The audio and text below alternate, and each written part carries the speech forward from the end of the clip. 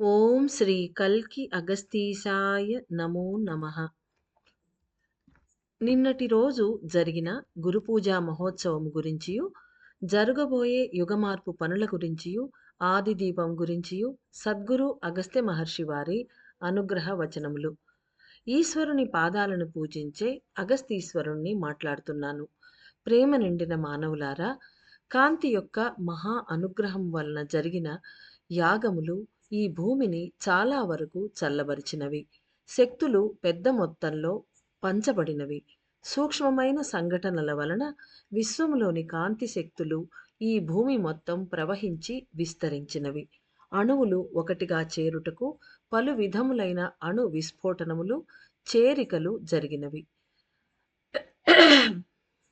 అనగా అణువులు పగిలి చెదరటము, మళ్ళీ అణువులు మళ్ళీ ఒకటిగా చేరటము. ఈ రెండిటిని విస్ఫోటనం, చేరిక అంటారు. వివిధ పరిమాణాలలో ఉన్న అణువు యొక్క మూల కేంద్ర గర్భస్థ పదార్థములు లేదా న్యూక్లియస్ అన్నియు వ్యక్తీకరించబడ్డాయి, అనగా వ్యక్తపడ్డాయి, వెలికి వచ్చాయి అనియు, అవి అన్నీ కాంతిగా మారి ఉన్నతముగా పనిచేస్తూ ఉన్నవి అనియు తెలుసుకొనండి. ఈ భూమిపై పలు ప్రదేశాలలో జరిగిన గురు పూజ అనబడు యాగములన్నీయు ఆత్మలన్నిటినీ కలిపి అనేక ఆత్మ అణువులను విడగొట్టి దైవీకమైన శక్తివంతమైన అనేక విశ్వ అణువులతో పెనవేసుకొన్నవి.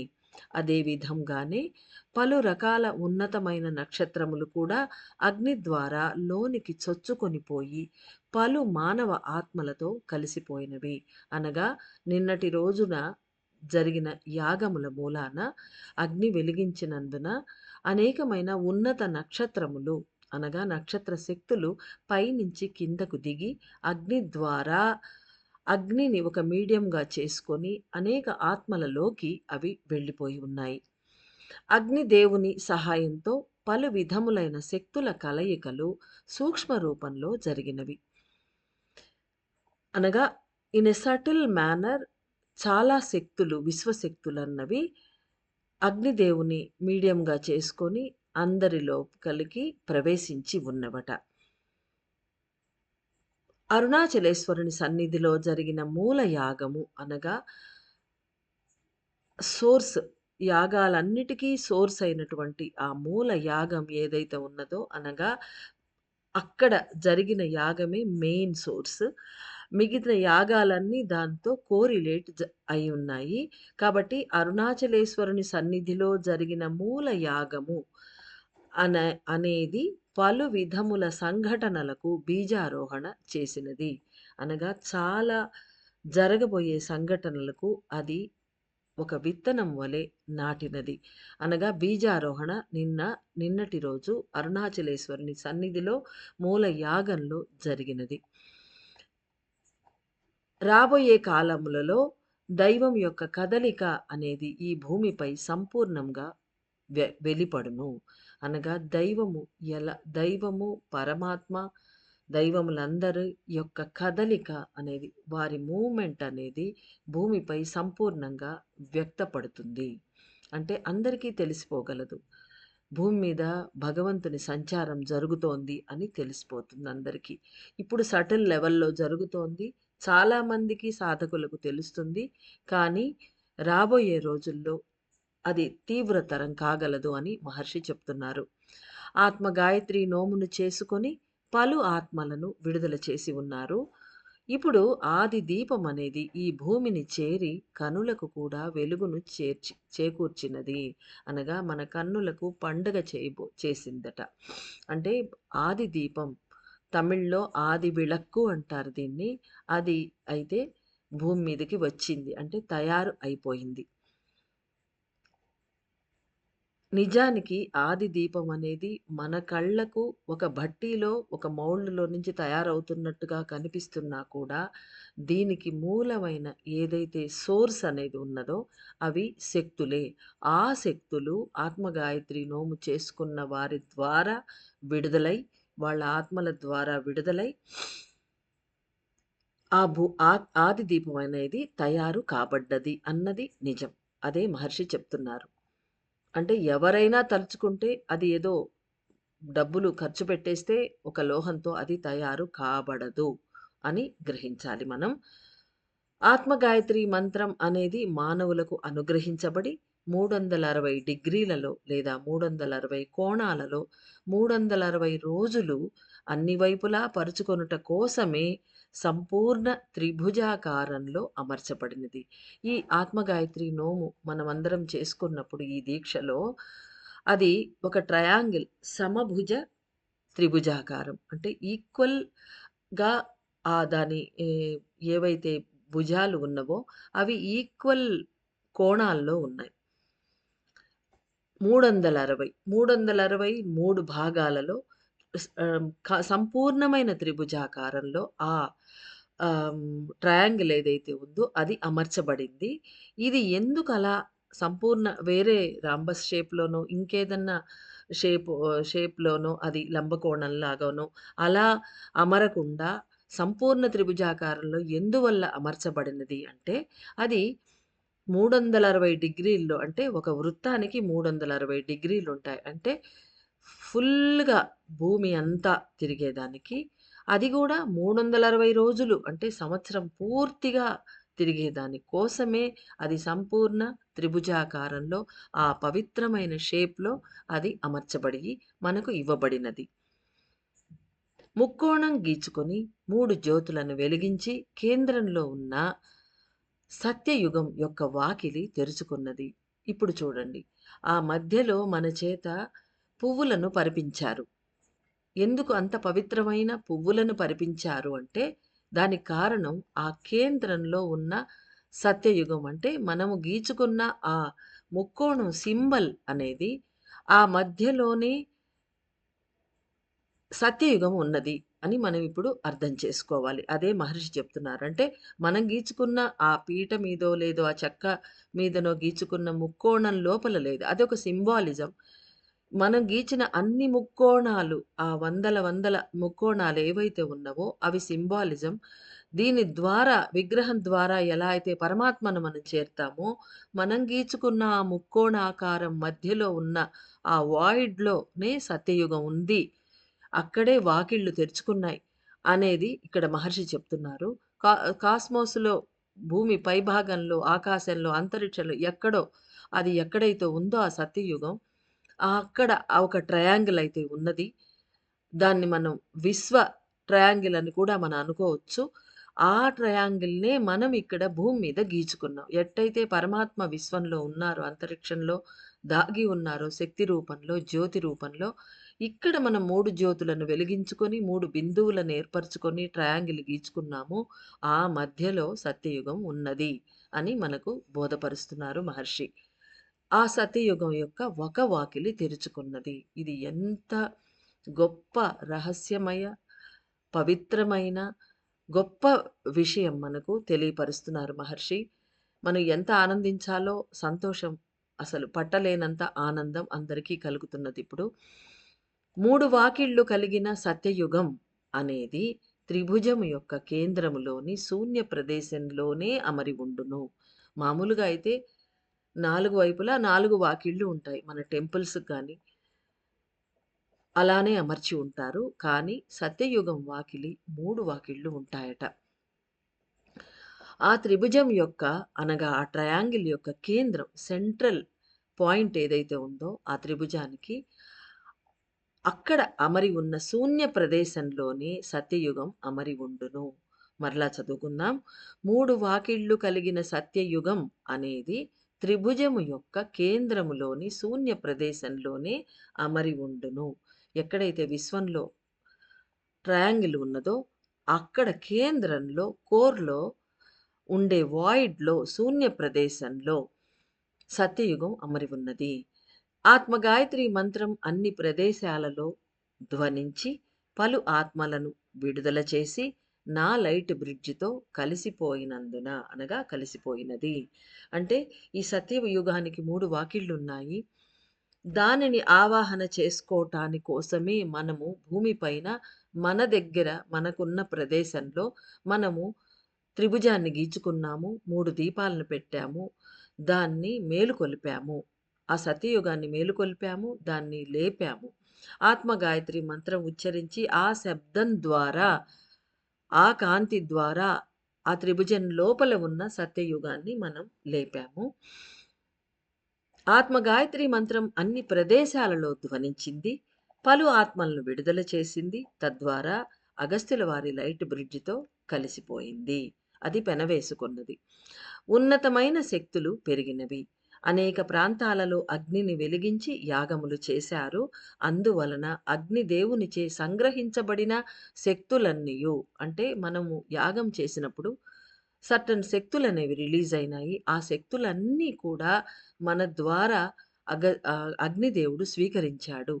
అంటే మనమిచ్చిన ఆహుతుల ద్వారా వచ్చిన శక్తులన్నీ కూడా అగ్నిదేవుడు తీసుకున్నాడు. సంగ్రహించి అక్యూములేట్ చేసుకొని తీసుకున్నారు. శక్తులన్నీయు ఒకచోట అక్యూములేట్ చేయబడిన శక్తులన్నీయు ఒకచోట చేర్చబడి, తద్వారా సత్యయుగం యొక్క ఒక వాకిలి తెరవబడినది. సత్యయుగం యొక్క ఒక వాకిలి ఎలా తెరవబడింది మన యాగం వలన అనేది చెప్తున్నారు మహర్షి. మరలా చెప్పుకుందాం. అనేక ప్రాంతాలలో అగ్ని వెలిగించి యాగములు చేశారు. అందువలన అగ్ని దేవునిచే సంగ్రహించబడిన శక్తులన్నీయు ఒకచోట ఒక్కటిగా అక్యుములేట్ చేయబడిన శక్తులన్నీయు ఒకచోట చేర్చబడి, తద్వారా సత్యయుగం యొక్క ఒక వాకిలి తెరువబడినది. తెరుచుకున్న వాకిలి వలన సత్యయుగం నుండి వెలికి వచ్చిన ఆది దీపం ప్రసన్నమైనది. ఇంకొక సమాచారం చెప్తున్నారు. ఆది దీపం, ఆది విளக்கு ఏదైతే ఉందో అది ప్రసన్నమైనదట. అది సంతోషపడింది. అందులో ఎవరున్నారో మనకు తెలుసు. శివశక్తులున్నారు అందులో. ఆదిశివుడు, ఆదిశక్తి అర్ధనారీశ్వర రూపంలో ఉన్నారు. వారు ప్రసన్నమైనారు అని చెప్తున్నారు. ఆది దీపం ఏదైతే ఉందో అది ప్రసన్నమైనది. ప్రసన్నమైన ఆది దీపం ఈ భూమిపై అన్ని ప్రదేశాలలో ప్రతిష్ఠ చేయబడి, అనగా ప్రతిష్ఠ కావింపబడి, ఆది దీప గాయత్రి అను దీప శబ్దము ద్వారా వీర్యవంతం కాగలదు. చాలా విషయాలు మహర్షి ఈరోజు చెప్తున్నారు. ప్రసన్నమైన ఆది దీపం ఈ భూమిపై అన్ని ప్రదేశాలలో ప్రతిష్ఠ కావించబడి, ఆది దీప గాయత్రి అను దీప శబ్దము ద్వారా వీర్యవంతం కాగలదు. అప్పుడు లోకం యొక్క రెండవ వాకిలి తెరుచుకొనగలదు. రెండు వాకిళ్లు తెరుచుకున్న పిమ్మట శక్తులన్నీయు మూడవ వాకిలికి పంపబడి, అగస్త్య తపోవనం అనబడు పూర్ణత్వం పొందిన సత్యయుగం ప్రకాశవంతముగా వికసించగలదు. అంటే అగస్త్యుల వారి తపోవనం రాబోతోందంటే అది వేరేదో కాదు. అదే సత్యలోకమట. అది సంపూర్ణమైన సత్యలోకంగా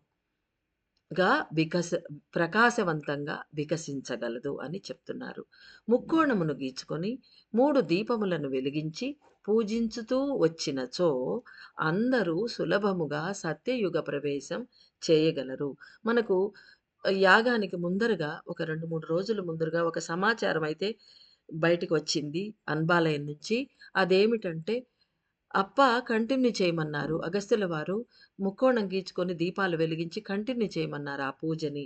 అంటే మనం చేస్తున్న నోములాగా 4 అష్టోత్తరాలు చదవాలి అని ఏమి ఒక కండిషన్ పెట్టలేదు. కానీ ఆత్మగాయత్రి మంత్రం చెప్పుకోవాలి. 3 దీపాలు వెలిగించుకోవాలి. అదే విధంగా పువ్వులను పరుచుకొని. ఆ ప్రాక్టీస్ అయితే, ఆ సాధన అయితే చేయిస్తూ ఉండమన్నారు అని ఒక సమాచారం బయటకొచ్చింది. అదే ఇక్కడ మళ్ళీ చెప్తున్నారు. ముక్కోణమును గీచుకొని 3 దీపములను వెలిగించి పూజించుతూ వచ్చినచో అందరూ, అనగా కంటిన్యూయస్‌గా పూజిస్తూ వస్తే అందరూ సులభముగా సత్యయుగ ప్రవేశం చేయగలరు. 3 వాకిళ్లు కలిగిన సత్యలోకంలో దైవములందరూ కావలి కాస్తూ ఉంటారు. కాలాన్ని దాటిన ఆత్మలకు కాలభైరవుడే లోపల ప్రవేశించుటకై అనుమతిని ఇస్తాడు. అంటే సత్యయుగం వాకిట్లో కాలభైరవుడే కాపలా కాస్తుంటారట.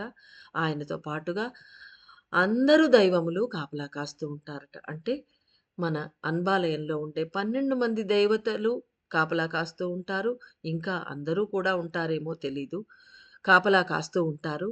అన్నామలయ్యార్ అనుగ్రహించే అన్బాలయం యాప్ అనే సాధనము 3 వాకిళ్ల కదలికలను నిర్వహించును. అంటే ఇక్కడ మనకు 12 దేవతలు 12 పనులను తీసుకొని స్వీకరించి వాళ్ళు యుగమార్పు పనికై అగస్త్యుల వారికి సహాయపడుతూ ఉన్నారు అనేది మనకు తెలుసు. అంటే 11 మంది దేవతలు. అగస్త్యుల వారితోటి కలిసి 12 మంది. కాబట్టి యుగమార్పు పని అగస్త్యుల వారు స్వీకరించి ఉన్నారు. మిగిలిన 11 దేవతలు ఆది మూల గణపతితో మొదలుపెట్టి అయ్యప్ప వరకు ఉన్న అందరు దేవతలు 11 మంది దేవతలు ఒక్కొక్క పనిని స్వీకరించి ఉన్నారు. మనకందరికీ తెలుసు. ఆ పనులు లలో అన్నామలయార్ యొక్క పని ఏందంటే అన్బాలయం యాప్. ఆ యాప్‌ను ఆయన పనిగా తీసుకున్నారు. అది ఇంకా రాలేదు. ఆ యాప్ ఏదైతే ఉందో అది ఈ 3 వాకిళ్ళ మూవ్‌మెంట్స్‌ని అది మెయింటైన్ చేస్తుందట. అన్నామలయార్ అనుగ్రహించే అనగా అరుణాచలేశ్వరుడు అనుగ్రహించే అన్బాలయం యాప్ అనే సాధనం 3 వాకిళ్ళ కదలికలను అనగా 3 సత్యయుగ డోర్స్ ఏదైతే ఉన్నాయో వాటి మూవ్‌మెంట్స్‌ని అది మెయింటైన్ చేస్తుందట. అద్భుతమైన శక్తులు కలిగిన సత్యలోక జీవితాన్ని అన్బాలయం అనే ఇంటిలో నివసించే అన్ని ఆత్మలు సులభంగా స్వీకరిస్తారు. మాయ తెరలను తొలగించుకొని ఉన్నవారే ఆత్మగాయత్రి మంత్రం జపించి నోము చేసుకొని సత్యలోకం యొక్క మొదటి వాకిలి తెరిచేలా చేశారు. అంటే ఈ ఆత్మగాయత్రి మంత్రం జపించి ఈ నోమును ఎవరైతే చేశారో వారికి మాయ తెరలు తొలగి ఉన్నవట. అంటే ఇప్పుడు తొలగి ఆత్మగాయత్రి చేసుకున్నారు. అంటే తర్వాత రావనే గ్యారంటీ ఇవ్వట్లేదు. అది మనం గ్రహించాలి. మళ్ళా మళ్ళా వస్తూ ఉంటాయి. మళ్ళా మళ్ళా మనం తీసుకుంటూ ఉండాలి. మాయ తెరలను తొలగించుకొని ఉన్నవారే ఆత్మగాయత్రి మంత్రం జపించి నోము చేసుకొని సత్యలోకం యొక్క మొదటి వాకిలి తెరిచేలా చేశారు. లోతుగా అర్థం చేసుకొని మంత్రం ఉచ్చరించిన వారు వారికి మాయతెరలు విడిపడసాగును. అగ్నిని వెలిగించి పూజించిన వారికి అగ్నిదేవుడే మాయతెరలను తీసివేసి ఉన్నాడు అనే సత్యాన్ని అందరూ గ్రహించండి. అగ్నిని కళ్ళారా చూసిన వారు అందరూ మొట్టమొదటి సత్యలోక వాసులుగా తెలియబడగలరు. నా యొక్క అతి తీవ్ర శిష్యులుగా రూపొందగలరు. అనగా ఈ యాగం ఈ నోమంతా చేసి పరిపూర్ణంగా పూర్తి చేసుకొని ప్రాపర్‌గా యాగాన్ని చేసి అగ్నిని వెలిగించి పూజించి చూసినప్పుడు వారందరిని అగ్నిదేవుడే వారి మాయతెరలు తీసేసి ఉన్నాడట. అగ్నిని కళ్ళారా చూసిన వారు అంటే యాగం చెయ్యకుండా అని ఏం చెప్పలేదు. అగ్నిని కళ్ళారా చూసిన వారందరూ కూడా మొట్టమొదటి సత్యలోక వాసులుగా తెలియబడగలరు. అంటే అటెండ్ చేసిన వారికి కూడా అంతే పుణ్యాన్ని వాళ్ళ ఖాతాలో వేసేస్తున్నారు స్వామి. నా యొక్క అతి తీవ్ర శిష్యులుగా రూపొందగలరు. ఈ యాగాలు చేసుకున్న వారందరూ కూడా మొదటి సత్యలోక వాసులు, ఆయన యొక్క తీవ్ర శిష్యులుగా రూపొందుతారు అని చెప్తున్నారు. మాయ తెరలు తొలగించబడిన ఆత్మలే అంతర్ముఖులై సత్యలోకపు రెండవ వాకిలిని ఆది దీపం యొక్క సహాయంతో తెరుచుకునేలా చేయగలరు. శబ్దము ద్వారా తెరుచుకున్న మొదటి వాకిలియే అనగా ఆత్మగాయత్రి మంత్రం ఉచ్చరించి శబ్దాన్ని లేపాం మనమందరం. దాని ద్వారా మొదటి వాకిలి తెరుచుకున్నది. శబ్దము ద్వారా తెరుచుకున్న మొదటి వాకిలియే ఏ వాకిలైతే తెరుచుకుందో అది తన శక్తులతోటి కాంతి ద్వారా రెండవ వాకిలి తెరుచుకునేందుకు సహాయకారి కాగలదు. కాంతి ద్వారా అంటే ఆది దీపం. ఆది దీపం అంటే కాంతి. ఆ కాంతి ద్వారా రెండవ వాకిలి తెరిచేదానికి ప్రయత్నం జరుగుతుంది. అంటే ఆది దీపం తెరిచేందుకు ప్రయత్నిస్తుంది. అంటే మనమందరం ఆది దీపం వెలిగించి మనం చేసేటప్పుడు ఆది దీపం సహాయంతో ఇప్పుడు ఈ తెరుచుకున్న మొదటి వాకిలనేది ఏదైతే ఉందో అది మనకు సహాయపడుతుంది అని చెప్తున్నారు మహర్షి. తమ కన్నులతో ఆది దీపాన్ని చూసేవారందరూ వారి కర్మలు తొలగిపోతున్నట్లుగా గమనించగలరు. ఆది దీపాన్ని కళ్ళారా చూసి దీపగాయత్రి మంత్రాన్ని లోతుగా ఉచ్చరించి స్తుతించి కీర్తించే వారందరూ తమ కర్మలు సంపూర్ణముగా తొలగిపోతున్నట్లుగా గమనించగలరు. 360 డిగ్రీలలో కూడా 360 రోజులు ఆది దీపం యొక్క గాయత్రి మంత్రం ప్రతిధ్వనించబడి అన్ని చోట్ల ఆది దీపం పరచుకొని పోయి పనిచేయుటకు ప్రారంభించినచో శక్తి మండల గోపురములు పైకి లేవగలవు అనగా పైకి లేస్తాయి అనగా నిర్మాణం జరుగుతుంది. అంటే 360 డిగ్రీల్లో అంటే సంపూర్ణంగా ఈ భూమి పైన 360 రోజులు ఆది దీపం యొక్క గాయత్రి మంత్రం ప్రతిధ్వనించబడి అనగా ప్రతిధ్వనించబడినచో అన్ని చోట్ల ఆది దీపము పరుచుకొని పోయి పనిచేయుటకు ప్రారంభించినచో అంటే ఇక్కడ ఏంటి అర్థం? 360 డిగ్రీలలో అంటే అన్ని చోట్ల, అన్ని ప్రదేశాలలో 360 రోజులు ఆదిదీప గాయత్రి మంత్రం లోకంలో ఉండే మానవులందరూ కనుక ఉచ్చరించినట్లయితే అది ప్రతిధ్వనించబడి అన్ని చోట్ల ఆది దీపము పరచుకొని అంటే అన్ని చోట్ల అందరూ ఆది దీపాన్ని పొందగలరు అని ఇక్కడ అర్థం. అప్పుడు అది పనిచేస్తుంది. అలా పనిచేయుటకు ప్రారంభించినచో శక్తి మండల గోపురములు పైకి లేవగలవు. పైకి లేస్తాయి. మూడవ వాకిలి కూడా అంతర్ముఖముగా తెరుచుకొనబడను. అప్పుడు ఈ ఆది దీపం అన్ని చోట్ల స్ప్రెడ్ అయ్యి ఆ ఆది దీప గాయత్రి ఏదైతే మనకు విడిగా ఇచ్చారో అది అందరూ ఉచ్చరించినప్పుడు ఈ శక్తి మండల గోపురములు లేస్తాయి. అప్పుడు ఈ మూడవ వాకిలనేది భౌతికంగా తెరుచుకోదు. అంటే భౌతికంగా అంటే అది గూడా సూక్ష్మ రూపంలోనే. కానీ మొదటి వాకిలి వలె. కానీ ఇదైతే అంతర్ముఖంగా తెరుచుకొనబడును అంటున్నారు. ఇది ఇంకా సటిల్ లాగుంది. అంతర్ముఖముగా తెరుచుకొనబడును. అగస్త్య తపోవనం అను శక్తులను కలిగిన అత్యున్నతమైన మూడవ వాకిలి తెరుచుకోబడినా కూడా అనగా ఇది మామూలుగా వేరే ప్లేన్‌లో తెరుచుకుంటుందట. అయితే కూడా అహంకార తెరలు సంపూర్ణముగా తీసివేసుకున్నవారు మాత్రమే అంతరంగ మార్గము ద్వారా అనగా అంతర్ముఖంగా సత్యలోకంలోకి ప్రవేశించ వీలగును. అంటే మూడవ వాకిలి తెరుచుకుంటుంది. మొదటి వాకిలి తెరుచుకొనబడింది. ఆది దీపం వెలిగించబడి ఆది దీప గాయత్రి ఉచ్చరించబడినప్పుడు మొదటి వాకిలి శక్తుల సహాయంతో ఈ రెండవ వాకిలి తెరుచుకుంటుంది.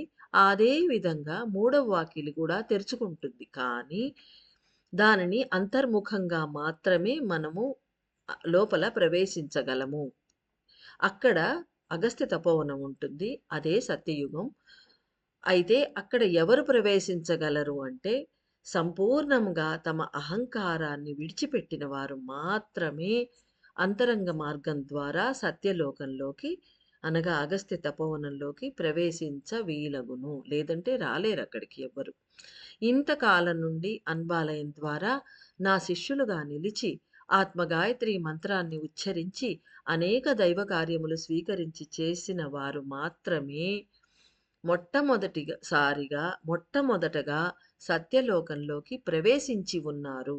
అంటే ఆల్రెడీ దే ఎంటర్డ్ అనియు వారే మిగిలిన 2 వాకిళ్లను తెరవగలిగే ఉన్నత శక్తులుగా రూపొందగలరు అనియు గ్రహించవలెను.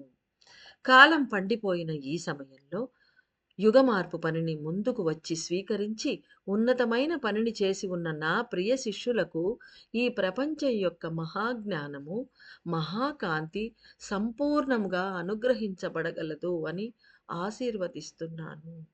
మనందరినీ ఆశీర్వదించేశారమ్మా. మాయా, కర్మ, అహంకార తెరలను నేను పూర్తిగా తీసివేస్తాను అనే సత్యాన్ని గ్రహించి వినయ విధేయతలతో శరణాగతితో యుగమార్పు పనిని స్వీకరించి దైవీయ శక్తులను పొంది ఉన్నతంగా జీవించాలని పరిపూర్ణమైన నా ఆశీస్సులను మీకు అనుగ్రహిస్తున్నాను. ప్రేమ నిండిన ఆశీస్సులు.